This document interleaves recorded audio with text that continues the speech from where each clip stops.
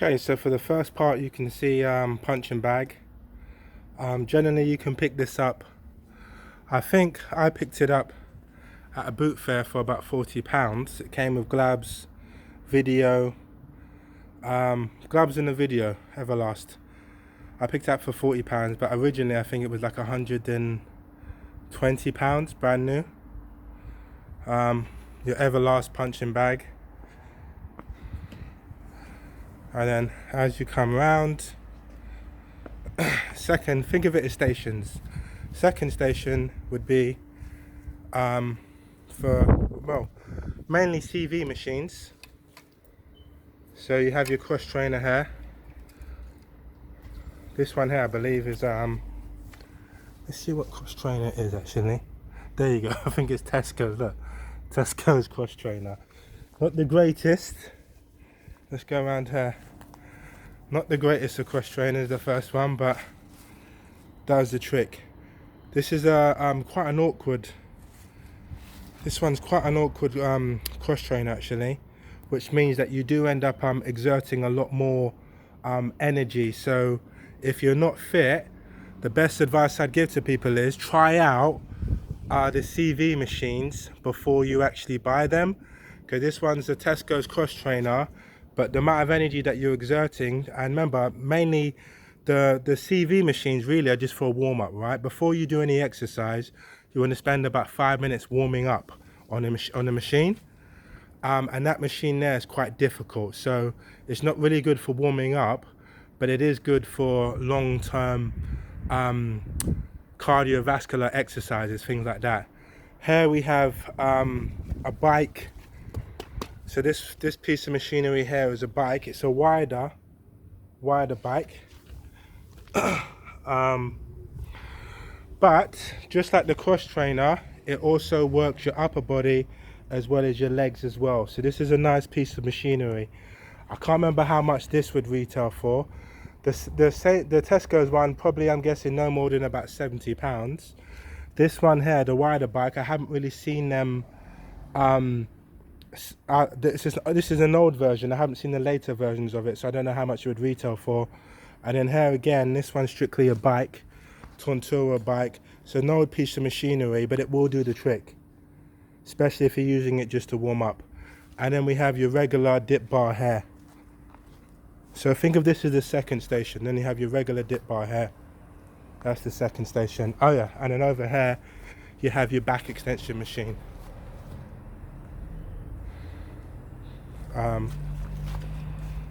The back extension machines, I think they're roughly about, I've seen them for under £100. That one's a commercial one, however. And then we have the main gym area where we have Reebok multi-gym here, which I will get into. I will do a video on multi-gyms. Then we have your commercial shoulder press machine in this corner. Then we have just a generally normal, believe it or not, this isn't so much of an incline bench. It's more, it can be used as an incline, but it's mainly used as a sit-up bench. Because if I take this part away here, this part can be removed and it can be used for sit-ups. Then we have your pull-up dip station here. Okay, and then we have your Smith machine here. Okay, this here is your Smith machine. So let's get a good view of it. So this is my outdoors. Let's get a good view of it, looking back what it looks like. So that's generally what it looks like. To the right you have your Smith machine. Then you have your kind of sit-up bench, which can be used for an incline dumbbell presses and things like that. Then you have your shoulder press machine. Then you have your Reebok multi-gym. And then you have your squat machine here. Sorry, not squat machine. Then you have your squat bar here. What can be used for squats. And then if I want to, and then you have your Olympic bar here. This bench here is an Olympic bench. Sorry, not Olympic bench, sorry. It's a commercial heavy duty bench. So I can just lift up the handle and literally drag the bench, pull it forward, if I want to. But this is my setup that I have outside. Generally, in order to kind of have equipment outside, really you need it covered, or you need to regularly clean the equipment with WD-40 just so that the rust, because as you can see on here on some of my weights, the rust is starting to come, so I'll have to get a cloth out and WD-40 that. So every 2 months you have to WD-40 it. So this is my setup again, guys, for outside. For inside, because you know sometimes it's going to rain and things like that. For inside, here's my setup for inside. So we have your Bob XL. These retail about, believe it or not, Bob XL, this one here with the long torso is about £400 to £500, believe it or not. In the corner again, this is for squatting inside. If I was to squat inside, then I have my vibration machines here, commercial vibration machines. Unless you're getting a commercial vibration machine, guys, there's no real point in investing in it.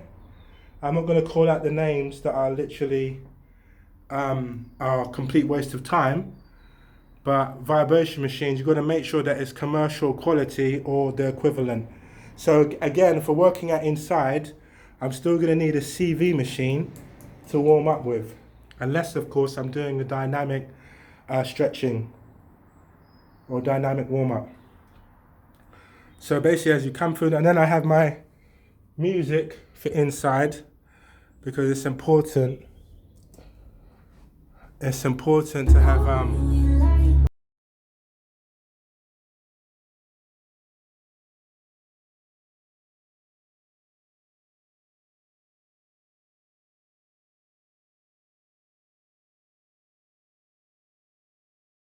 they try to flag my video down and all that kind of nonsense. Right, so moving on. I'm about to do a workout later on, so I have again I have the squat bar here, and then I'll go straight into deadlifts here. So it is nice to have a certain amount of weights. Like when you're first building your gym, you will start off with, say, maybe 100 kg, and then what you'll do is you'll change the weights over. So I'll take 100 kg off of the barbell, and then I might put that onto the dumbbell. So in the beginning, you're starting off with very little, like 100 kg. Don't go all out, and then gradually you will then start to build your gym up. That's that there is a rowing machine, okay. I find the York rowers aren't too bad, feel me, to be honest with you.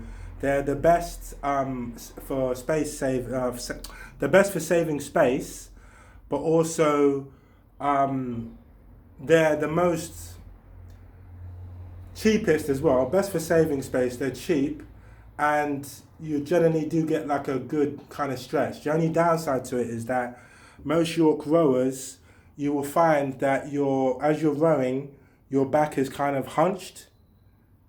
You don't get enough range of motion, so you tend to kind of hunch your back a bit. That's the only downside to it. But if you're using it, combining it with other machines, for example, this here is my climbers. I think this one's called Gym Master or something. Yeah, so these here are my climbers. That's another CV machine as well that I have inside. So starting off, it's always good to have a normal bench and your flat bench. But if you said to me, listen, look, I'm really tight for budget here, what should I go for? I would say go for your flat bench. Just go for a flat bench. Forget about your normal bench, okay? Just go for your flat bench. If you're really trying to save money, go for your flat bench, and then get yourself a couple of like dumbbells. Here's some kettlebells here. That's a 46.3 dumbbell. And then we have a range of dumbbells over here. they all range really from some dumbbells over there as well. The dumbbells range from 2.2 kg all the way up to 51.3 kg in increments of 2.5. Up here is used for tricep pull down, tricep push down. Sorry, this is used for tricep push down. This wheel here.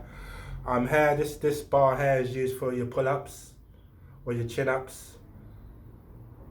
Okay. Since the bar moves as well, it will move to the left and right. It adds a little bit more.